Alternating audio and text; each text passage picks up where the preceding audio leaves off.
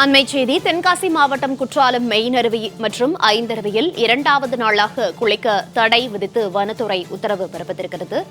பழைய குற்றால அருவி, சிற்றருவி, புலியருவி ஆகிய 3 அருவிகளில் மட்டும் சுற்றுலா பயணிகள் குளிக்க அனுமதி அளித்திருக்கிறது.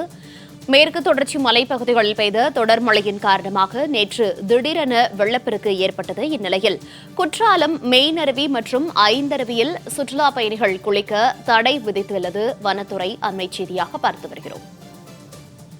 விவரங்களோடு செய்தியாளர் ரஞ்சித் இணைப்பில் இருக்கிறார். ரஞ்சித், வணக்கம்.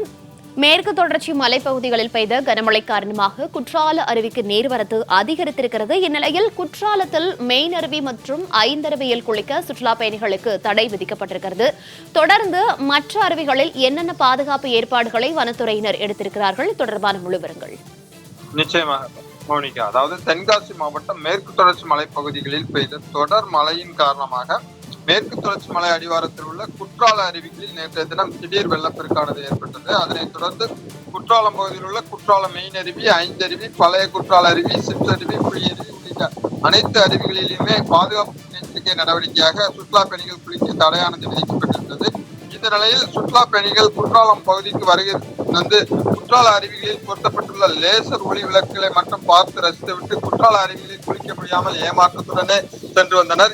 இந்த நிலையில் இன்றைய தினம் சாரல் திருவிழாவானது தொடங்கப்பட உள்ள நிலையில் ஏராளமான சுற்றுலா பயணிகள் குற்றாலத்திற்கு வருகை தருவார்கள் என்பதால் முதற்கட்டமாக பழைய குற்றால அருவி, சிற்றருவி, புலியருவி உள்ளிட்ட அருவிகளில் தற்போது சுற்றுலா பயணிகள் குளிக்க அனுமதி வழங்கப்பட்டுள்ள நிலையில் குற்றாலம் மெயின் அருவி மற்றும் ஐந்தருவியில் தண்ணீரின் சீற்றம் அதிகரித்து காணப்பட்டு வருவதன் காரணமாக 2வது நாளாக குளிக்க தடையானது தொடர்ந்து நீட்டிக்கப்பட்டுள்ளது. இருந்தபோதும் அருவியில் தண்ணீர் வரத்து சீரானவுடன் உடனடியாக சுற்றுலா பயணிகள் குளிக்க அனுமதி வழங்கப்படும் என போலீசார் தரப்பில் தெரிவிக்கப்பட்டுள்ள நிலையில் கோலாகலமாக இன்றைய தினம் சாரல் திருவிழாவானது தொடங்கப்பட உள்ள நிலையில் சுற்றுலா பயணிகள் கூட்டம் என்பது தொடர்ந்து அதிகரித்து காணப்பட்டு வருவதால் குற்றாலமானது களைகட்டி வருகிறது.